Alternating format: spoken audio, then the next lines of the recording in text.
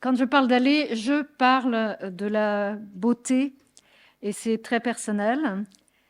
Parler de la beauté à propos des allées, c'est pas seulement quelque chose de personnel en fait. On en a vu des exemples puisque c'est des histoires de projets qui incluent ça. Mais en fait, qu'est-ce qui fait vraiment que les allées sont perçues comme belles? Et je voudrais à ce propos revenir sur la définition des allées. Alors déjà, allées, j'ai mis cette photo-là parce que ce sont donc des mirabelliers en Lorraine. Et dans les contributions, j'ai demandé à des amis autour de moi de me dire ce que la beauté des allées leur faisait. J'ai des amis fortement handicapés qui m'ont envoyé un petit texte en disant finalement, qu'est-ce que serait, donc c'était en allemand, eine Krüppelallee pourrait être très belle aussi, donc une allée complètement déformée, parce que c'est finalement ce qu'on porte en nous qui rejaillit sur ce qu'on voit. Et finalement, la beauté qu'on voit, c'est aussi la beauté qu'on porte intérieurement, résumé.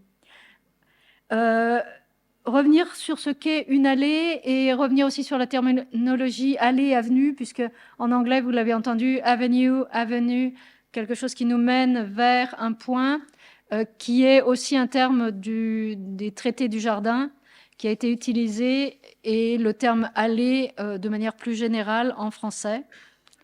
Donc l'allée, c'est une architecture avec une bordure de type colonnade, finalement, le plus généralement couverte. On l'a dans les traités de Désalliés en 1709. Et plus contemporain, le paysagiste américain Arnold, dont vous avez un bouquin absolument fabuleux, Trees in Urban Design, sur la table, a écrit « An urban street without street trees is like a building without a roof ».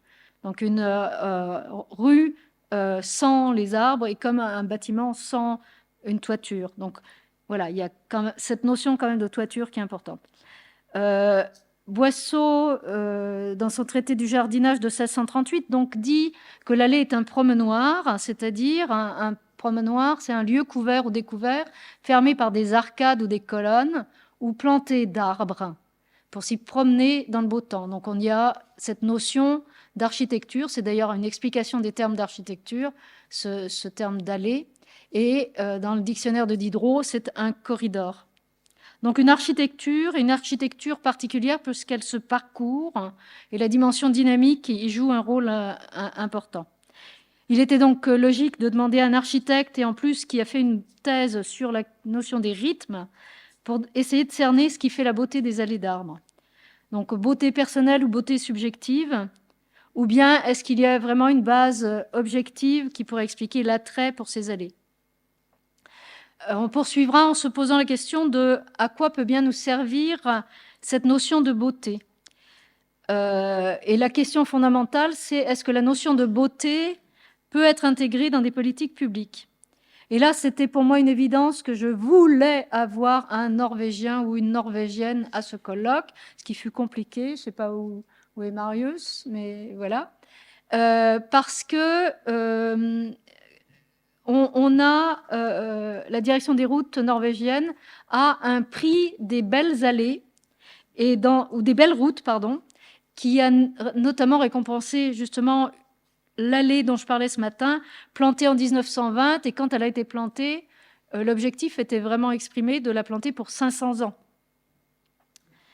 Ce matin, donc, Eric nous mentionnait la mise à l'écart des architectes paysagistes des équipes routières aux États-Unis dans les années 60. En Norvège, jusque très récemment, les services des routes de l'État comptaient jusqu'à une quarantaine de paysagistes, ce qui explique justement cette sensibilité, le fait qu'il y a un inventaire. Là, vous voyez 3 ouvrages sur les allées, et qu'ils étaient aussi capables, dans leurs écrits, de mettre des choses qu'on entend plutôt dans la bouche d'organisations d'ONG, d'activistes. Il faut 100 ans pour qu'un arbre grandisse, et il suffit de 5 minutes, hélas, pour l'abattre. Voilà.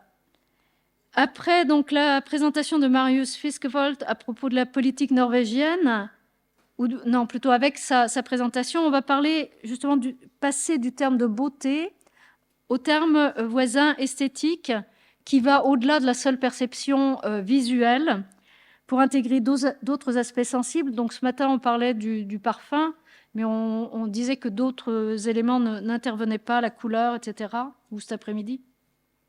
Et on va passer finalement d'une vision un peu centralisée, un peu étatique, comme avec Pompidou, ou avec le roi Baudouin, ou l'autre exemple allemand qui était mentionné, à une vision démocratique.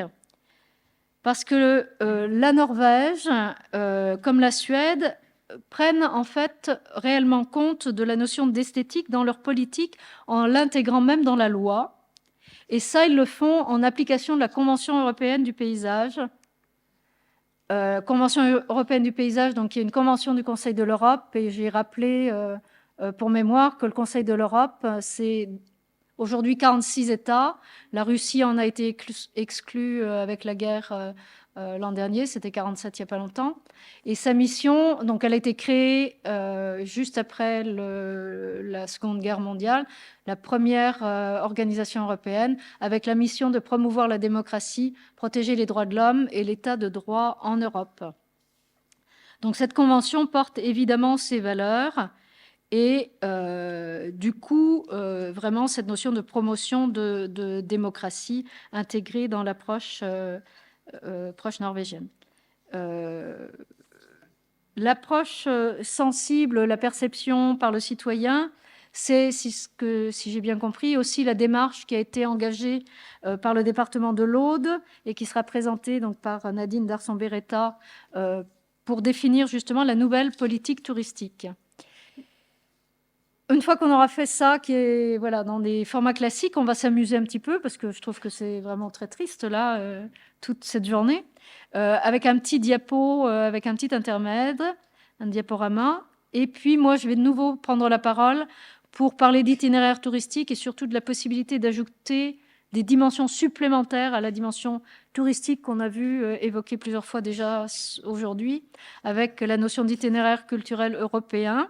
Et pour finir, ce sera Élodie Gray, spécialiste de la communication, qui fera à son tour un écho sur nos présentations de l'après-midi, pour nous dire finalement, elle, en tant que spécialiste de communication, est-ce qu'on a un joyau entre les mains dont on pourrait faire quelque chose?